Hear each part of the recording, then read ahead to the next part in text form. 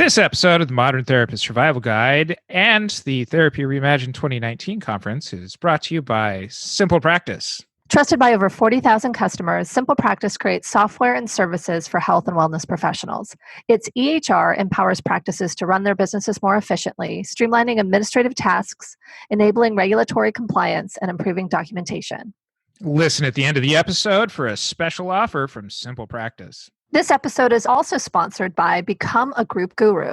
If you're ready to get started with groups, grab your free 5-day group jumpstart guide at becomeagroupguru.com for your step-by-step plan to creating the group your ideal clients are ready to enroll in today. Listen at the end of the episode for more information. You're listening to the Modern Therapist Survival Guide, where therapists live, breathe, and practice as human beings. To support you as a whole person and a therapist, here are your hosts, Curt Widhalm and Katie Vernoy. Welcome back, Modern Therapists. This is the Modern Therapist Survival Guide, the podcast where we talk about all aspects of therapists' lives and therapy concepts in general. We appreciate you listening to us, and if you do us a favor, wherever you listen, if you wouldn't mind going there, leaving us a rating and a review, it definitely helps us out. And today, I am going to argue with Katie. And this is stuff that she was recently at a conference and kind of came back all bright-eyed and bushy-tailed with new knowledge, and she was telling me about one of the workshops that she was at, and I said, I can make a pretty strong case, not having heard the entirety of this presentation, against what you're talking about. So what is basically at the crux of this is kind of presenting two separate ideas. I think Katie and I ultimately fall somewhere in the middle, but for your listening pleasure, we're going to do kind of an argument of the battles of both extreme sides of this. And I think at the crux of this is mental health access a universal right? Yes, that is the crux of it. And just to cite where I got the wild hair or the bright-eyed, bushy-tail kind of scenario is I was in Chicago with Maureen Werrbach and Michael Blumberg's Group Practice Owners Summit. It was awesome, and they're putting it on again next year. But Maureen is a friend of the show. She's been one of our podcast guests in the past. So this is something where we are very happy to support her and her ventures in discussing this. Yes, there were a lot of hashtag modern therapists there.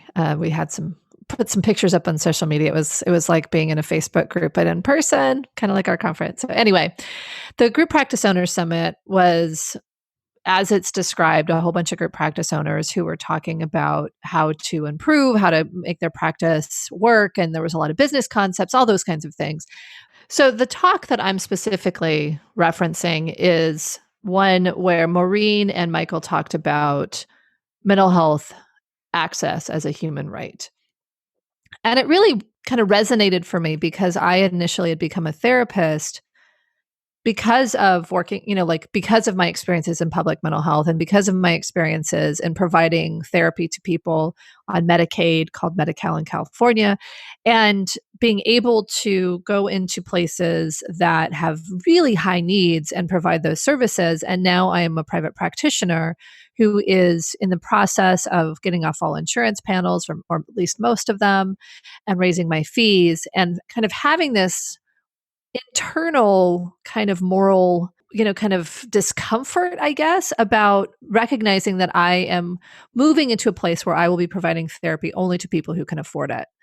And oftentimes those are the most privileged people, not always, but it's something where it has shifted with the type of work I'm doing, but it also has kind of gone against this idea that mental health should be accessible to all. Now, I know that there are awesome, wonderful agencies in my area that provide free therapy services. And I know that there are also organizations that provide low-cost services, although sometimes that's on the backs of pre-licensed folks who are working for free. But I think, to me, like I can backstop it a little bit and say, oh, it's not that bad because there are other services available. But personally, I've had that disquiet, I think, about not being a part of mental health access. And so, of course, because I am one of those shiny object entrepreneurs, I started thinking about creating a training center. I started thinking about all the different ways that I could expand access myself in my community for the people that are kind of in that gap between Medicaid and being able to afford it or have insurance that people actually take. But I think it's something where, for me, it really highlighted a difficulty that I have with our profession, because sometimes we get so focused on either the extreme of martyrdom or the other extreme of entrepreneurship, like charge as much as you can, value your worth, don't charge too little because then it'll lower everybody else's rates. Like, I think that there's this tension that I'm experiencing around this. And so I figured, hey, let's talk to Curt. He's a capitalist. Very much taking kind of this from a couple of different pieces that I'll put together here. But as a society, yes, this is a need that betters us all to address it. Now, where it ranks in that priority, I think, is really where I initially kind of bristled at Katie's idea, because when I think of things of universal human rights, I go to Maslow's hierarchy of needs kind of first. And looking at, the absolute bottom structure of it is things like shelter and food and water and these kinds of things. Definitely human rights there. Yes. I've seen memes in the 21st century that also puts Wi-Fi on that level. But when I look at Maslow's hierarchy and looking at kind of where psychotherapy or mental health really fits in, it maybe comes in at love and belonging needs, or even higher at esteem needs, which is really high up in the hierarchy of needs. I see what you're saying. I think that there are folks where therapy addresses a survival need because people are extremely suicidal or homicidal or in such a difficult place in their life. And I think sometimes these are the folks where access is through Medicaid, for people in the United States, and for folks in other places, I guess there's kind of the universal healthcare, and hopefully mental health is included. But I think for me, there is this piece that we are saving lives, and that, to me, kind of being able to live is important. But I think that, and again, systemically, I'm in support of this. But I think that it's being able to place it in the right context, because something local here in the Los Angeles area, but definitely affecting a lot of other parts of the country too, is the homeless crisis. And there's all sorts of money being given to direct services to go and serve mental health needs in these areas of being able to address mental health and addiction first. But when I look at this as being placed on Maslow's hierarchy, is that they need shelter first. This is where, to go and have somebody who's working in, out on the streets, working with homeless people who do have mental health needs. We've known since the 1940s when Maslow came out with this, that in order to provide structure first, this is the better setup for this, is giving homes first. And I could probably go into a whole episode just on my thoughts on dealing with the homeless crisis. But as long as some of these needs are being met, they need to be geared towards the right area. And, this is where Medi-Cal does come in. But when it comes to potentially this move even to, a universal healthcare system, is that as long as there's still the option for me as the individual therapist, my needs as the individual therapist are potentially very capitalistic, much greater than my needs to contribute to solving this societal problem. That while many of us enter into this field because of our desire to give back, it's also something where many of us entered into this field because theoretically it's a pretty safe monetary profession to be in as well. And this is where our needs as being able to earn that individual money helps us to be able to do that job. You said a lot. So I have to kind of go piece by piece. So I think the first the first thing that you're talking about, the kind of the Maslow's hierarchy of needs for clients.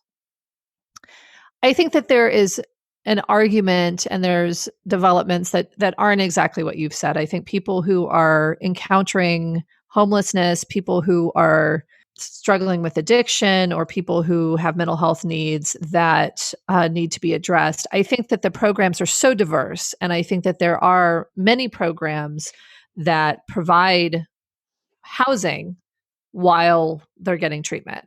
And I think that most of the programs that I've worked within and the ones that I've seen, a lot of the individuals who are participants in these programs do have some sort of connection to that. And I think this is more the holistic view. And I think that this is where public mental health, I think, is actually getting it right, is that they're not separating mental health from physical structures, like, with wraparound or with, like homelessness and those programs. I think a lot of those do have funding to provide basic needs so that you can get to the therapy and that kind of stuff. Obviously, there are some folks who would rather do mental health work without getting a home because that is threatening to them. And there's all kinds of different, kind of diagnoses and the different structures that don't exactly line up with the traditional Maslow hierarchy of needs. But I think, to me, systems are probably better able to handle things at that level. And that's why I think having a robust social services system, I think, is very helpful. So this is, I guess, where our leanings are probably showing up as far as political leanings on what we should be providing to the people who are most in need. When you start talking about kind of your own needs, I agree that and this is where the tension comes in, right? That I agree that I need to have the ability to earn a living that creates a life that I want. I think for me, it's where the meaning comes in. I feel the work that I do is very meaningful with the folks who can afford my services and the folks who cannot and are, actually seeing me through Medi-Cal. Those services are and oftentimes equally meaningful. So I don't want to say that it's not. I think for me, as an individual, as a #modern therapist, whatever, I see a responsibility to society as a whole as part of my makeup.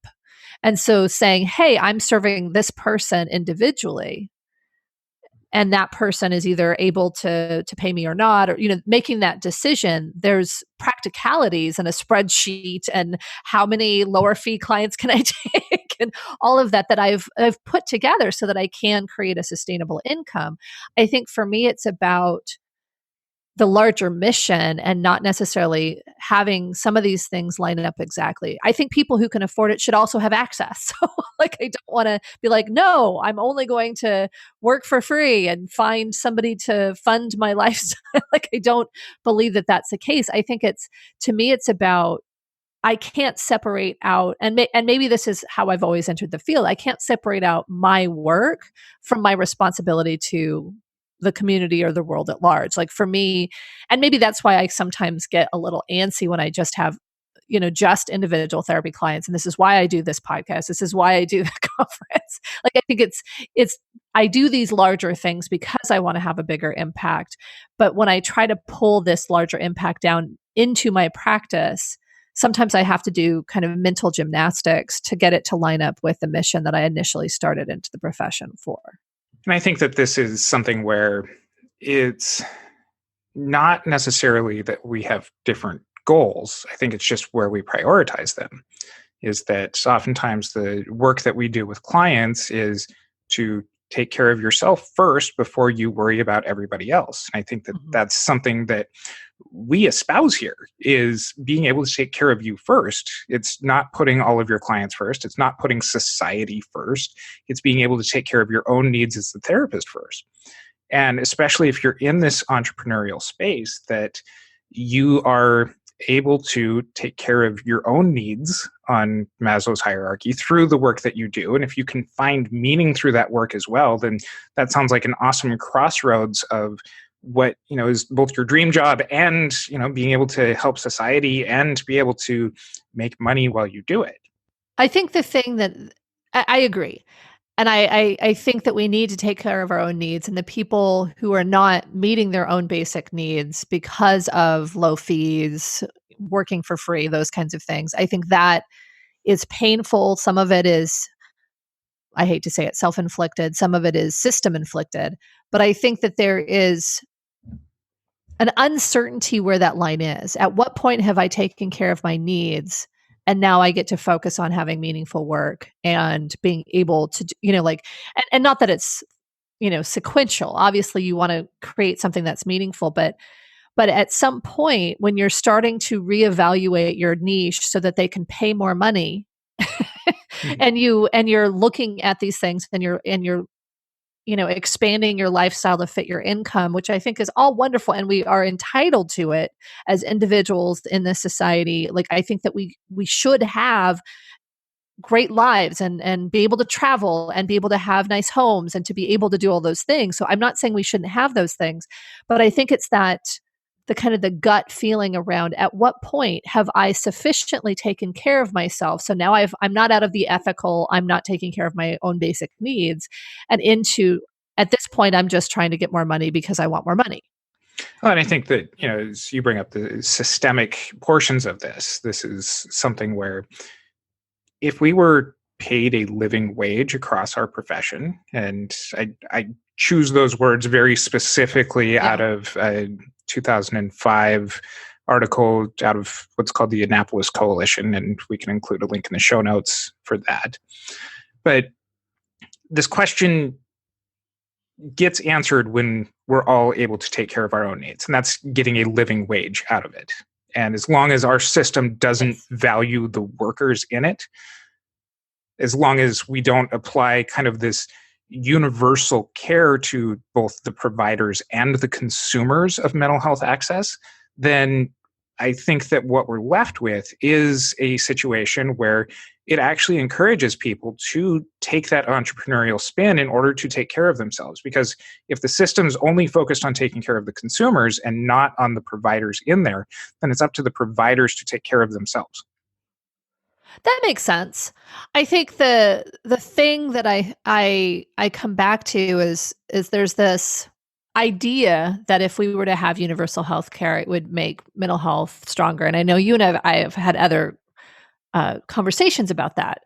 And in truth, I think it hits up against this entrepreneurial thing where if everyone had the same access to mental health treatment, exact same access to mental health treatment, it was part of their healthcare plan, and they had either all the same copay or zero copay, and it was completely accessible, it would fundamentally change the job for folks who decided to be involved in the healthcare system.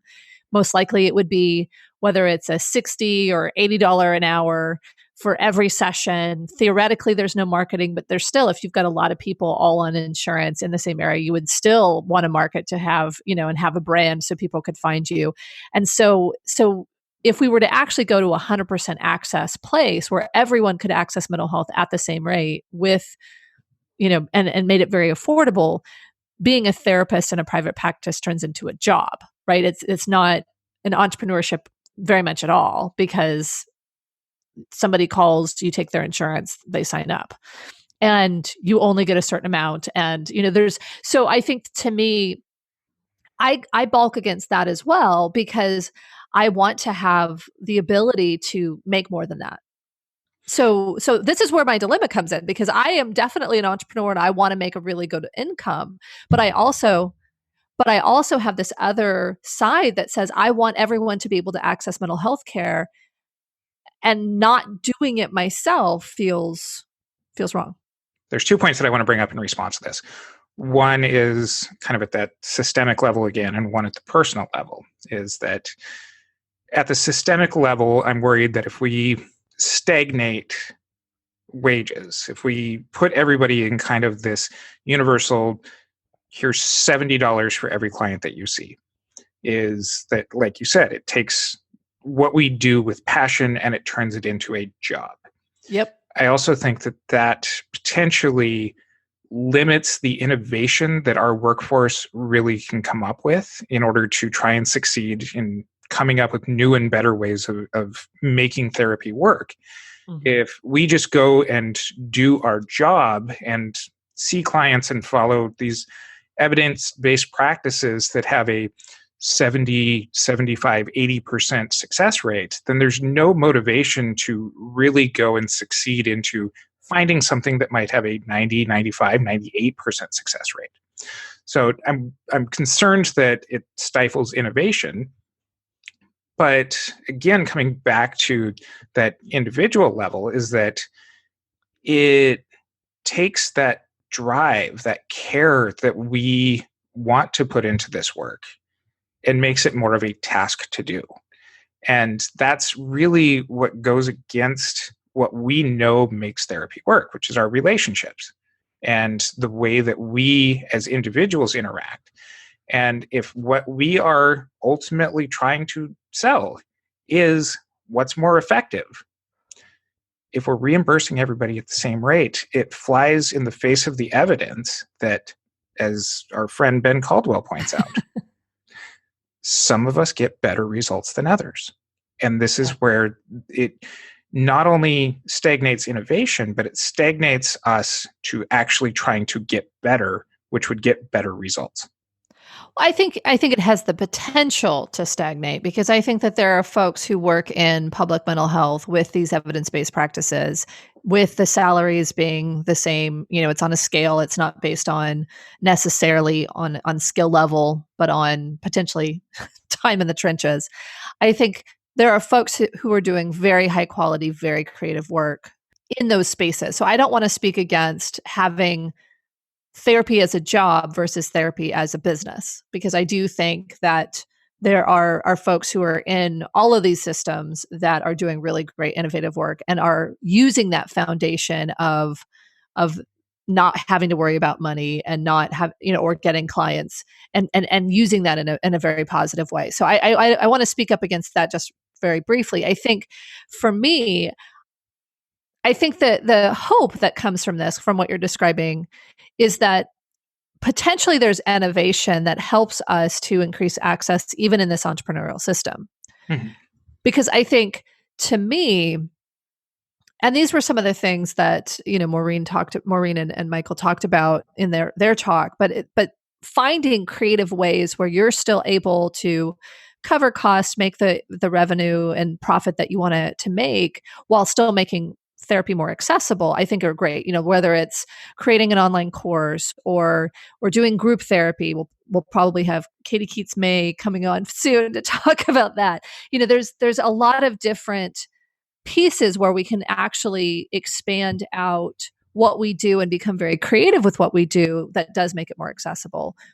So I think that there are ways to do it. I think for me, the dilemma becomes, how much time do I spend on that, and how much time do I spend on building my income? How much time do I spend on innovation, and how much time do I spend on checking the box, right? Like, I think it's hard, because I still take insurance, not a ton of spots, but I still take insurance, and that gives me more access within my practice. But I'm feeling more and more with the things that I'm putting in that it's not really that sustainable for me. It's becoming harder and harder to sustain even a few spots with that, because of the things that I'm doing to create access and to have an impact elsewhere. So I think for me, it's really just about the thing I wanted to really dig into was kind of this finding your own personal space on how you make that decision. Because systemically, I think we're all working on that in some way or shape or form. But it's like, where do you find that personal space and become comfortable with it? Because I think there is this, kind of martyrdom that's appreciated by a lot of folks in our field. And there's also the entrepreneurial thing that's more and more appreciated as we go along. So how do you get to your space on that? Because I'm still grappling with it. My intention is that this is the last time that I'm going to bring up Maslow's hierarchy. But that's your intention? Yeah, I'm not making any promises here, but I hear you struggling with the self-actualization aspect of Maslow's hierarchy. Yes. You're describing a hashtag top of the pyramid problem. Did you just create a new hashtag? Yes. Right? Maslow's hierarchy of needs? Yes. But in getting comfortable with this, and maybe this is so much of the looking at our profession and looking at careers and looking at the systems that go into delivering psychotherapy that I've maybe got a little bit too much bitterness about the stagnation overall of where our field has hit over the last several decades, is that if we are to succeed as individuals working within this system, that we really do have to look out for ourselves first. And a lot of us put in our dues in community mental health agencies, in working with the highest need clients, which we've all agreed has become a system where the clients with the highest needs are often seen by the therapist with the least amount of experience or the least amount of training. And this is part of where I advocate so much for getting that living wage, because if the system isn't taking care of us from the beginning of our field, what we're left with is people who can exist and survive through this field, and to be able to do that monetarily. And if that's kind of the capitalism that's required to succeed in just getting to licensure, then we're almost forced to stay on that trajectory of maintaining kind of that capitalistic ideal in order to continue to stay in this field and continue to want to provide things and be able to develop your passive income or services and whatever else. But what it also does is it creates kind of this drawbridge effect where we're reluctant to treat the people who are in their earlier stages of the career with the way that we wanted to be treated when we were there. And so it's just kind of this, what's the snake that eats its own tail sort of problem of just, continuing on this cycle that unless the system takes care of itself and takes care of its providers first, I almost see this as it's forcing us into doing this. And I've come to an acceptance that there are people who need a lot of services.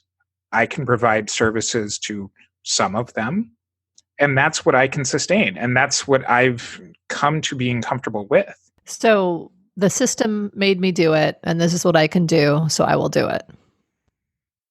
Yes. That's an interesting perspective, because I think the system itself, in wildly varying degrees, are trying to address the problem.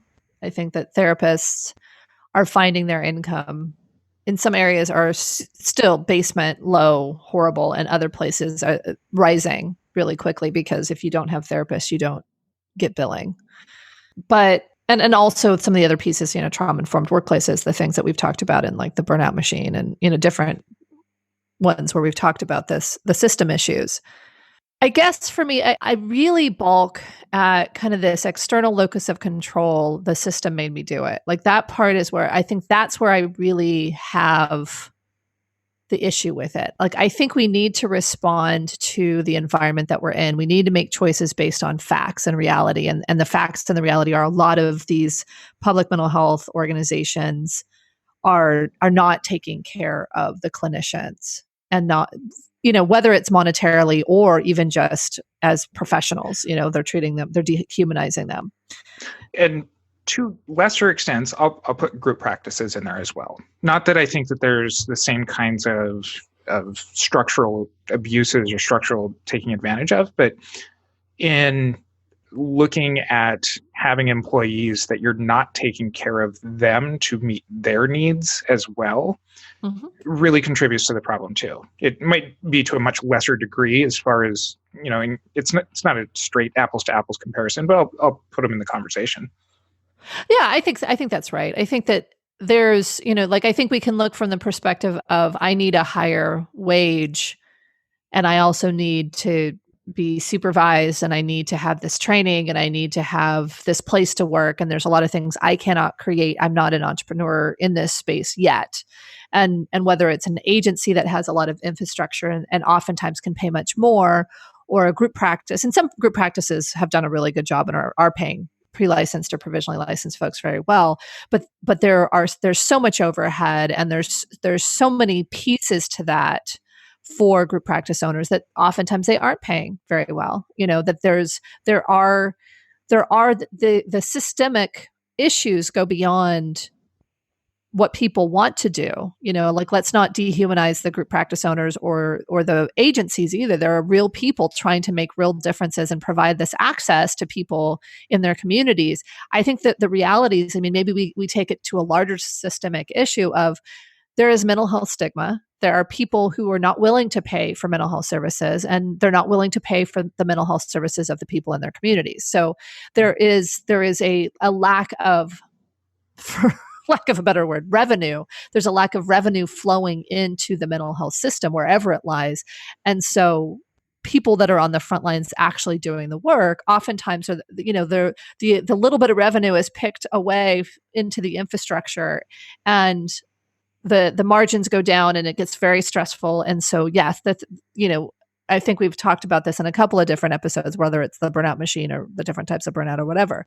But I think being able to actually get into this space where we look at, I am going to choose in the best way I can to pursue the mission that I have. I think maybe that's how I get my head around it, because I think, and that's the second part of what you said, is that the system made me do it, but I'm going to do what I can, so I'm going to do that. And I think for me, I need to be able to make the income, or those of us who are, in this same struggle of whether it's a hybrid practice or raising your fees or getting off insurance plans or whatever, I need to make sure that I can sustain this career so that I can keep addressing these systemic issues in other ways. Or I can come up and be very entrepreneurial and creative and create different types of programming within my own practice, or create a group practice that provides services in a way that is respectful of the clinicians as well as the clients, and provides access. Like, I can do those things only if I have taken care of my hashtag bottom of the pyramid needs. And so I think it's getting my head around that. But I think it felt so visceral for me in that conversation, that the reason I keep struggling to shift things on some of these clients that I've had for a long time, partly is I enjoy working with them, but some part of it is this huge value around mental health access for people at all income levels. This is probably something that I need to speak more directly with Maureen about, but I know Maureen's a big champion of profit first. And to me, and what I would need to understand from her, is how you can both have profit first and meet the needs of people who don't provide revenue. And I think that this is something where I see it as, being on the mission of taking care of, being able to have a life and deriving meaning out of the work that we do, is something where, we see this with, especially a lot with millennials, but it's not necessarily at, this corporate sort of, shareholder thing where it has to be all profits all the time, that there can be kind of in between of both having taking care of yourself and having profits too. And I would direct you to Daniel Pink's book, Drive, to hear more about this. And he references that there's even kind of a newer business structure that's allowing nonprofits to kind of have a limited profit sort of idea. So that way their mission does come more first. But at the base of all of this is the argument that we still need to have a wage that allows for us to still be comfortable enough that we're able to get the meaning out of the work that we do.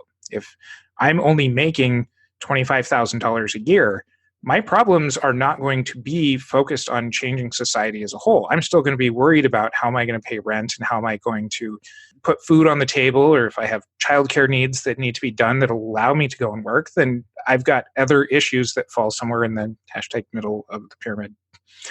But, and I don't have something readily at hand, but we'll put something in the show notes. But I remember a couple of years ago, there was a research study that said that the optimal kind of happiness level of income is about $75,000 a year. And that beyond that is kind of this diminishing level of satisfaction with the work that we do.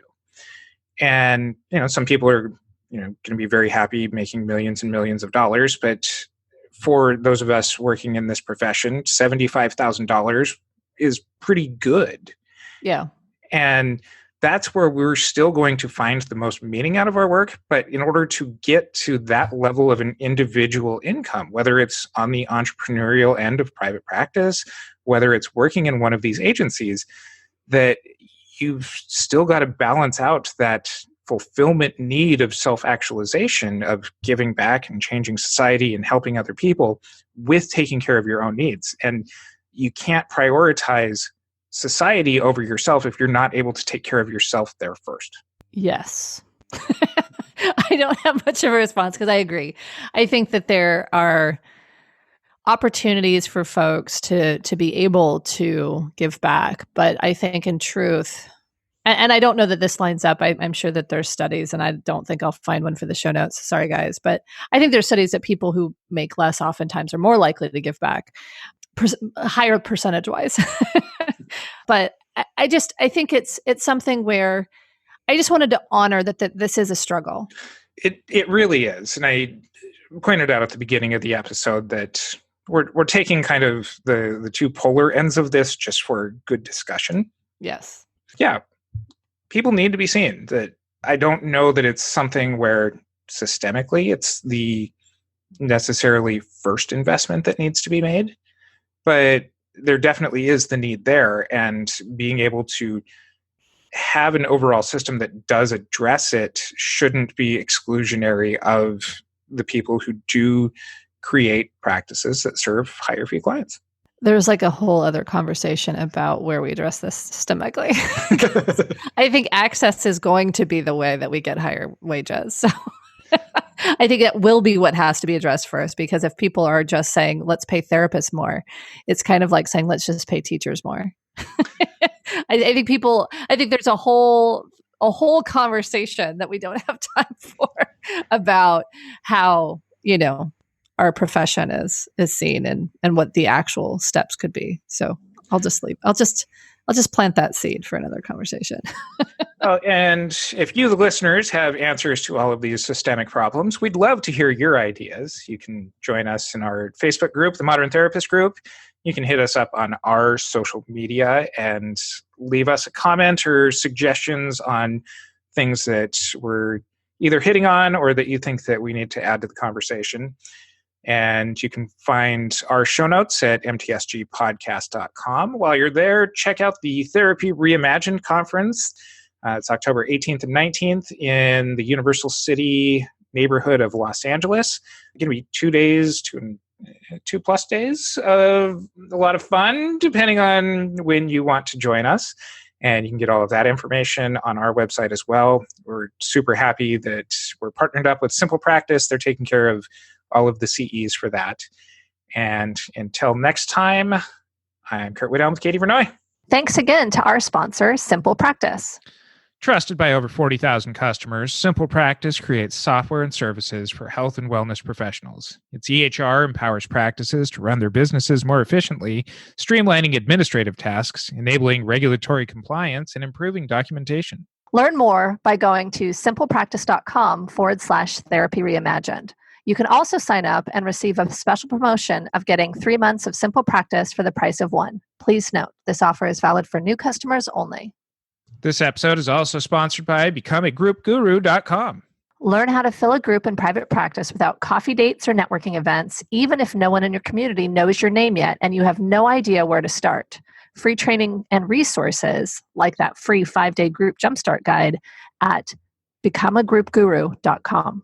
You can also join the Facebook group, Your Group Guru, for more free resources and connecting with other therapists nationwide. becomeagroupguru.com. Thank you for listening to the Modern Therapist Survival Guide. Learn more about who we are and what we do at mtsgpodcast.com. You can also join us on Facebook and Twitter. And please don't forget to subscribe so you don't miss any of our episodes.